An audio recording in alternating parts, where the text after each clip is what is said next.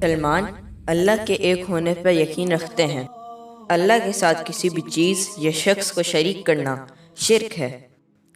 نصارہ کرسمس کا جشن اپنے عقیدے کے مطابق نعوذ باللہ خدا کا بیٹا پیدا ہونے کے دن کے طور پر مناتے ہیں۔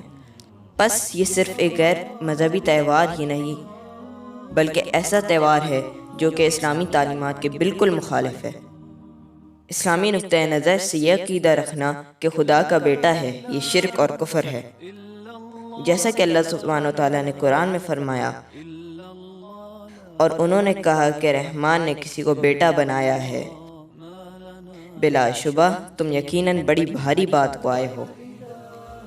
قریب ہے کہ اس سے آسمان پھٹ جائیں اور زمین شق ہو جائے اور پہاڑ ٹکڑے ٹکڑے ہو کر گر پڑیں کہ انہوں نے رحمان کے لیے کسی اولاد کا دعویٰ کیا ہے، حالانکہ رحمان کے لائق نہیں کہ وہ کسی کو اولاد بنائے۔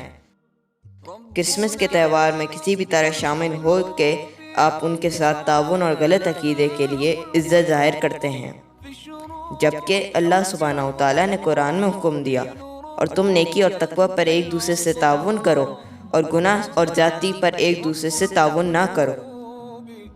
تو آئیے کرسمس کے تہوار کا رد کریں۔ کہیے ہمیں عیسیٰ علیہ السلام سے محبت تو ہے لیکن ہم کرسمس نہیں مناتے۔ ثواب جاریہ کی نیت سے ویڈیو کو شیئر کیجیے۔